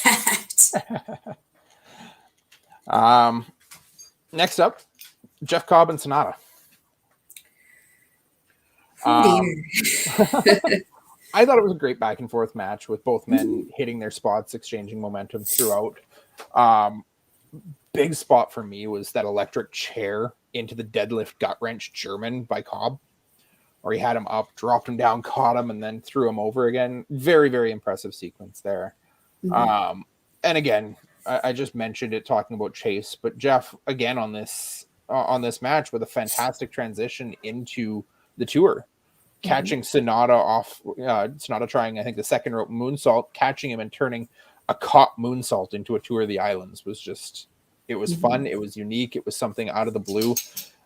I really appreciate finishing moves that can be hit out of the blue. I don't need an announcer yelling in my ear every 20 seconds, out of nowhere. But really, I love when a finishing move can be hit out of nowhere like that. And Cobb is just, he's showcasing impressive power throughout this, but he's also showcasing an ability to improvise and call things on the fly. Yeah, I agree. And speaks to, I mean, Cobb is a freakishly strong man as it is, but Sonata is also considered a heavyweight. So he's used to being that person who's partnered with Evil, to being that person who's throwing people around. So to have him being thrown around a little bit was probably a little shocking, maybe a little different for him. But yeah, I wrote down the same thing that you had mentioned. I also had his gut wrench is just Jeff Cobb's gut wrench. I don't even have a word to describe just how horribly painful it looks to take. Other than that, and then the point with Sonata having been a powerhouse before, I honestly, as much as I love Sonata though, I definitely thought that Cobb was going to take this one. I definitely think that it's coming down to, I thought it was going to be Cobb and Taichi in the final. Definitely think it's coming down to Cobb and Okada. Yeah. I mean, yeah, that's the way we're headed. Those two just on a roll right now that nothing seems to be stopping or stalling them at all. Next up was your favorite match of the night, right? We got Evil with Dick Togo against Hiroshi Tanahashi. Would you like to start? The only thing I have physically written down is Abe no. So, we knew Abe was falling down. Well, at least we gave Ozaki a break. This match for me was one of those things where, again, we went into it with, okay, when are they bring on their shenanigans, get them out of the way? But for this match, it felt like it didn't stop. It felt like from start to finish, it was just one big shenanigan instead of several little ones inside of it. And once that final kind of last couple minutes of that, just what I'm going to call a beatdown, essentially, of Tanahashi and never recovering, Evil ending the match sitting on the Ace's chest defiantly. I was just like, okay, thank you, Ariana Grande next. It was, it wasn't what I was expecting, but it wasn't far off from what I was expecting either. To me, this was just, a bit of a letdown. Again, talking about Tanahashi earlier and how we're concerned about his injuries, or at least I am concerned about his injury, concerned about his showing, how, maybe he's taken some losses where he wouldn't ordinarily take any losses. This one was a letdown. I was very disappointed with this match. What really stood out for me in this match during all of the shenanigans is the parts where there wasn't shenanigans. Evil really can wrestle. And I've mentioned it Yeah. a couple times in the conversations with Matt too, where when Evil's in the ring and not doing the shenanigans, Evil can wrestle, and he does a dang good job of it when he does. But the nonsense from House of Torture, especially with Evil and Togo right now, is getting annoying. But I think that's why people hate it so much, is because it's Evil, and because we've seen Evil in LIJ and we know what he's capable of, and we all really enjoyed him in LIJ. When it was Bad Luck Fale doing this same nonsense in the G1 2 years ago, it was just generally accepted that that's just the only way Fale can win is by nonsense. Fale is not a fantastic wrestler. He's not going to blow you away with 4-star, 5-star matches. So we all just kind of took it with a grain of salt that, okay, this is what we get from Fale. It is what it is. With Evil, we're getting the Fale type nonsense and just being like, why do you need this? We know you can win without it. Quit acting this way and just be the Evil we want you to be. And it's a great way to get that heel heat. And it really is that kind of burn in people's conscience that, like, we want the old Evil back. We want the old Evil, and Evil's just refusing to give it to us. And he's really just making you hate him that much more for having to go this road or choosing to go this route with it. I agree. But I also mentioned to you while I was watching this match that I think Evil would be the perfect fit for the WWE style of wrestling as well. Just the way he hits his spots. He has like his almost like a 5 moves of doom. He has the regular spots that every Evil match you expect, okay, he's going to do this, he's going to do this, he's going to do this, he's going to do this, and then he's going to finish with this. And that's very much their style, and just his catchphrases with like the everything is evil, and maybe he doesn't have the English to get over with an English audience that well. He just feels like a very WWE-esque character right now, which doesn't necessarily fit as well in the New Japan style. Absolutely, absolutely. Because it's almost like having a weird fiend version in New Japan that isn't as creepy. Yeah. Yeah. Yeah, it's No, I like agree. the Fiend taking off the mask, and as a way, like the Fiend was LIJ Evil, and Bullet Club Evil is like the Fiend taking off the mask, but still trying to be the Fiend, but using a lot more chair shots and nonsense with like Alexa Bliss on the outside. And choking, and choking. Yeah. Moving on, since I know we neither one of us really enjoyed this match too much. Oh, we have Matt here though. Loved Kenny basically begging people not to cancel NJPW subs. Yeah, that was fantastic. You know, if Evil wins the tournament, everybody's gonna cancel their subs. Just Kevin doing what Kevin does is always fantastic. But a comment like that, it bridges, or it toes that line so carefully where, you know, you don't actually want people to cancel their subs for it, but he's making that analysis that people hate this guy so much that they're going to be unhappy if he wins the tournament. Yeah. Great commentating, always by Kevin Kelly. Every single time. Main event. This is what Matt was talking about earlier as just, you know, the hate is unnecessary. Taichi out with Miho Abe again versus Okada. Possibly the best match of this past week's worth of action, at least, if not one of the top matches of the tournament so far.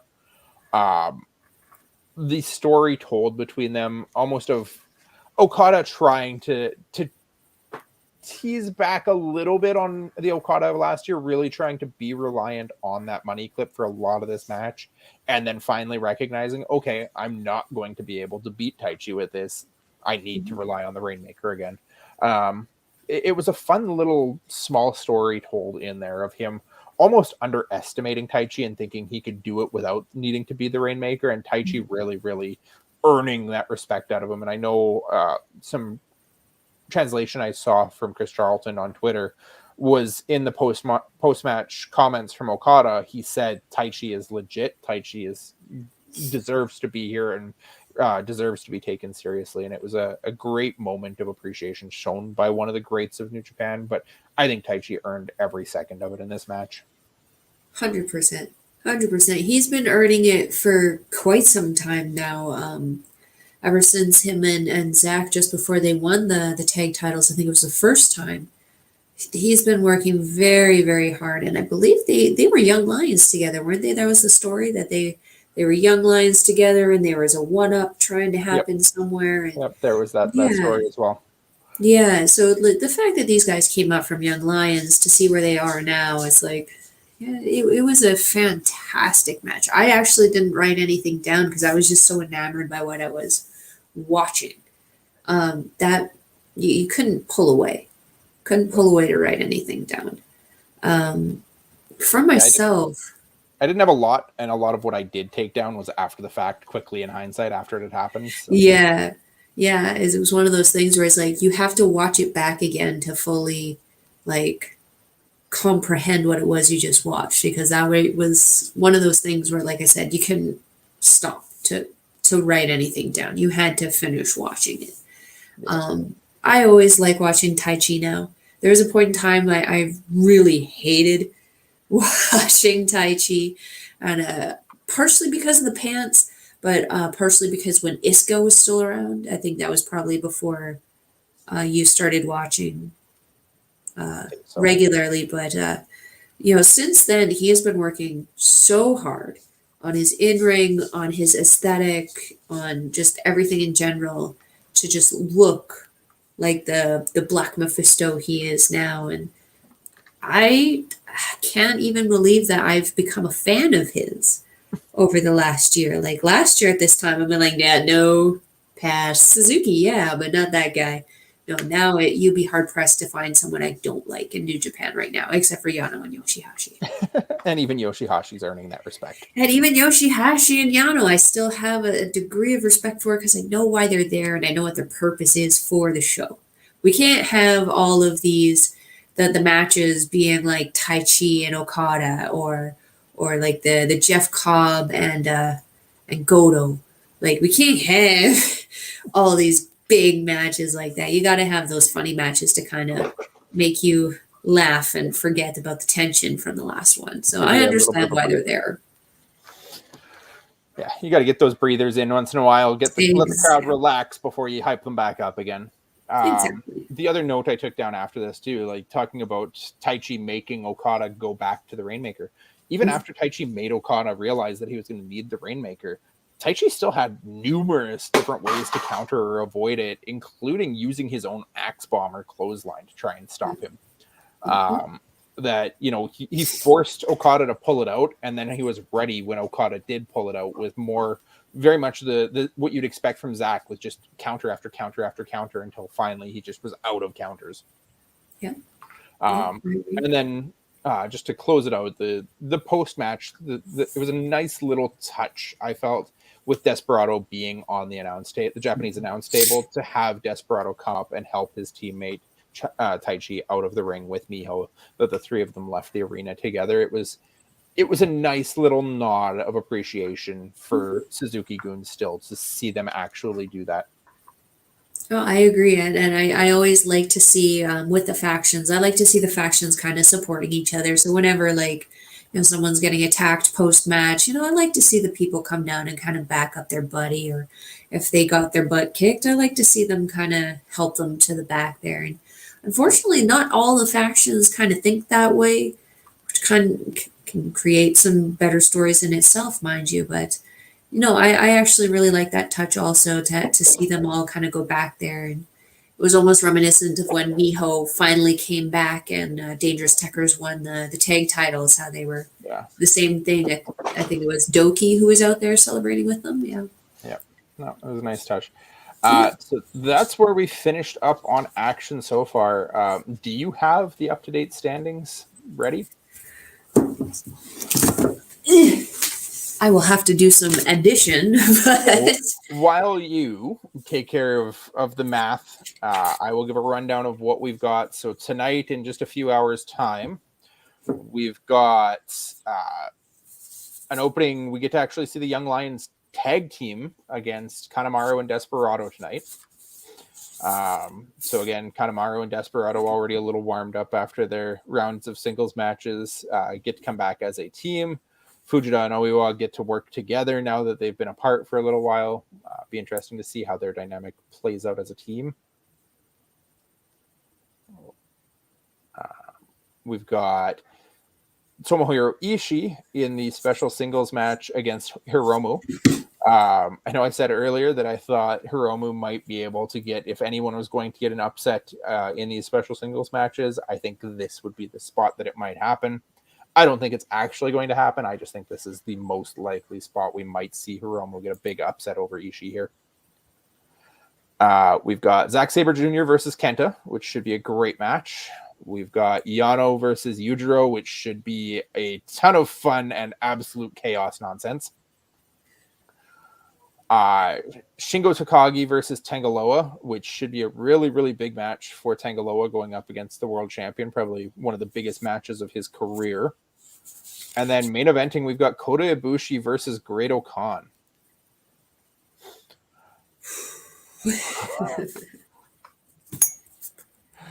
That is a card. Oh dear. Definitely some important matchups there. Ibushi and Khan fighting for the top of the bracket, I think. And Zack Sabre Jr. versus Kenta. That match going on as the first match of the bracket is a huge match, an important match, and could be a big upset looming with Kenta definitely being capable of taking Zack Sabre on. Next up on the B block is a few nights away on the 12th. We have Hiromu will be taking the spot against the Young Lion to open. Taichi versus Tamatonga to open the bracket. Yoshihashi versus Sonata. We've got Okada versus Chase Owens. Goto versus Evil. And Jeff Cobb versus Tanahashi in the main event. So, I mean, Cobb against Tanahashi will be a huge match. I don't know. Maybe Cobb gets upset there. Maybe not. Okada, I can't see him getting an upset by Chase Owens. Evil and Goto. I mean, maybe Goto can get Evil eliminated out of the runnings here sooner rather than later. But chances are all three of those guys are going to hold strong at the top of the B block. I did get A block here, and it looks like right now Ibushi has 10. Yeah. Whereas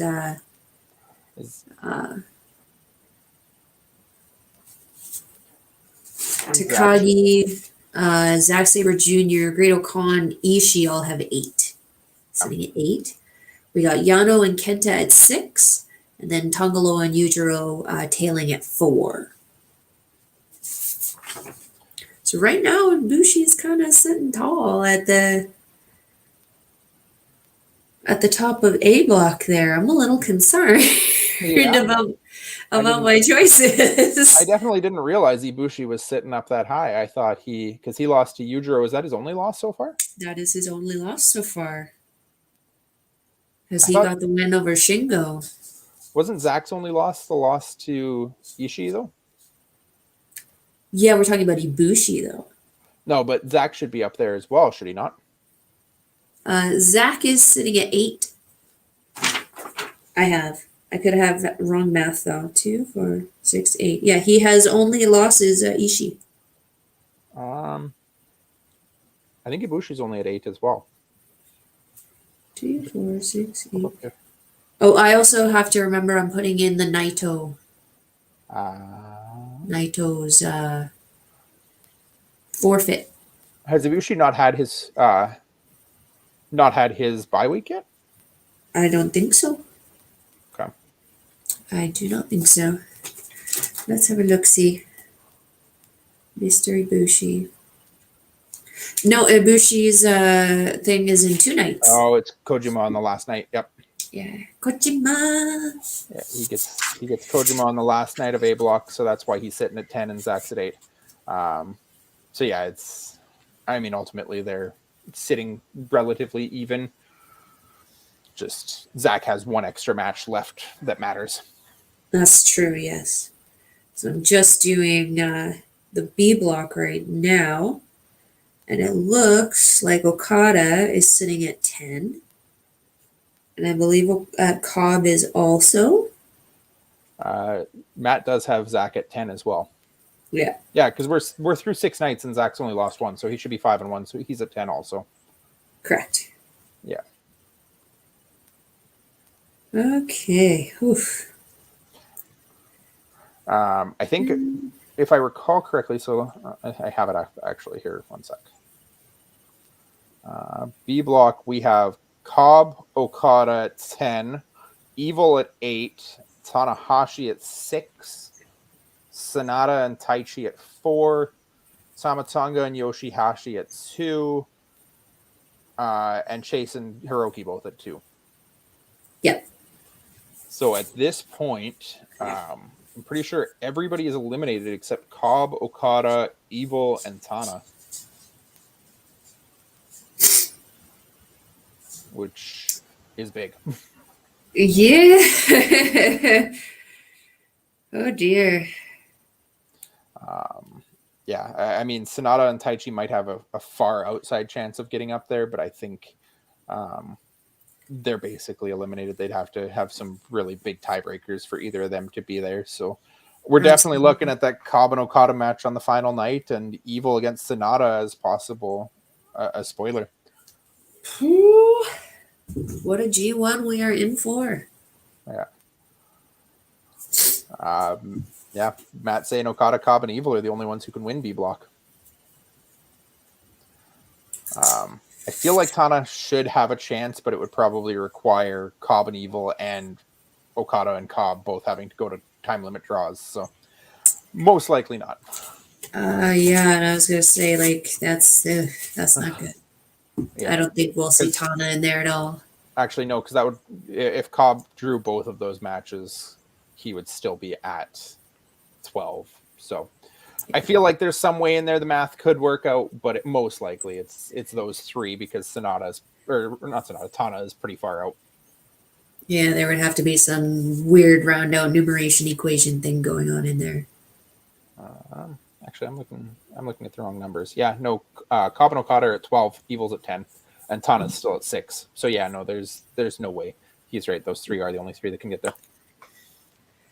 I mean, if I knew that Rainmaker Okada was going to be the Okada that we were going to get, I would definitely have some different opinions. I'm gonna stick with Cobb on that one. That's the one I think he's taking it. I think he's the most motivated, and personally, I think he's working really, really hard. He's really beaking to the crowd. He's beaking to the audience at home. He's really messing with the people he's fighting, pulling out mockeries of all of their moves, pulling out mockeries of the stances and poses they do. I think this could be Cobb's year. I'm hoping it's Cobb's year. I want to be right about that. I've been saying Cobb and Zach. You've been saying Cobb and Kenta. Kenta and Zach tonight. That might be the big match there to determine which of those two. If Kenta's going to stand a chance of catching the top. I forgot about that. That's going to be a high anxiety match for me. Yeah, no. If Kenta doesn't beat Zach here, I think Zach probably has tiebreakers. Matt has you saying still very much alive, especially with Zach and Ibushi matches to come. Yeah, if he doesn't win that Zach match, though, he's probably on the cusp. Yeah. If not looking on his way out. So he would be in a lot of trouble if he can't pull off that win against Zack Sabre Jr. for sure. Big match to open the card. And two different styles completely. Kenta, he typically doesn't do too many submissions. That doesn't mean he can't, but typically it's not something that we see from him. He's definitely got the reputation for being the striker. Zack Sabre Jr. has a reputation for being hit in the face a lot by strikers. So I don't know. We'll see how that goes. We'll see. We'll be back again next week to discuss it all, though. Friday night here on Love Wrestling, though, in our place will actually be the Change the Game pay-per-view from Edmonton, South Edmonton Common Rec Room, right here live on Love Wrestling's Twitch channel, twitch.tv/LoveWrestlingCA. If you're not already, follow, subscribe. The event will be available to everyone. It will be a subscriber only chat. So get that subscription in if you want to hop in, watch some Change the Game wrestling. Amazing local Canadian wrestlers. We've got some amazing names like Nicole Matthews, Casey Savinelli will be on that card and wrestling as well. Mel and I will hopefully be joined again by Matt next week on Saturday if we can make the timing all work out. Keep your eyes on all of our socials, facebook.com/lovewrestlingca, at lovewrestlingca on Twitter and Instagram. We will have information posted on that as soon as we get confirmation on when we will be here to break down these next 4 days of NJPW wrestling. Mel, what do you have going on? What do you have coming up? Sleep. I am going to need to sleep. I am catching a local show tomorrow, though. Some of the guys and gals who are going to be working on your Love Wrestling show there. So that's going to be a lot of fun. Other than that, you can catch me. I've been a lot more active on Twitter because of my affiliation with Love Wrestling. So you can catch me on Twitter at Collins Melball. Excellent. And do you have some news to break on what's going on for you on Sunday? What's the news? Do I have news to break? The Knockouts Knockdown? Oh, I will be joining Astrid on Sunday to chat about the Knockouts division, ladies division that's going on right now. That's going to be a lot of fun. I believe that starts at 8 p.m. Mountain Time, so I believe that'll be 6 p.m. Here, Mountain Time. So yeah, come check it out. Come talk about ladies. Not the Peter ladies, but like the knockout ladies. The Knockouts Knockdown show on Impact is lining up to be a great show tomorrow night. So as for me, you can catch me here on Love Wrestling Tuesday nights. I'm on the NXT show, recapping all events with NXT 2.0 with Astrid and Ed. I will be back here next weekend for this Love Wrestling React show. I will also be here tomorrow for some Saturday morning reacts and possibly on Sunday brunch as well. Keep your eyes peeled. I'm here. I'm on Twitter at Cody Defoe, at Twitch at Cody Defoe. One last shout out to give to our wonderful sponsor, RK Athletics, run by Rich King. Any of your fitness needs that you have at RK Athletics 1 on all the social media. Rich King does great things for your fitness, exercises, workouts, anything that you're looking for in the fitness world. Check him out, give him a follow. Go see what he's got going on there. Any last thoughts? Get some sleep and watch the shows live. Then you don't have to deal with the spoilers. I do my best to just avoid the social medias until I get the shows in. But we appreciate that you put all of your time and this hard work into keeping it all under wraps and live for yourself. I should be a sponsor for Rain Energy Drink. Thank you, everyone, for joining us here on Love Wrestling. We hope to see you again next time. Have a good night.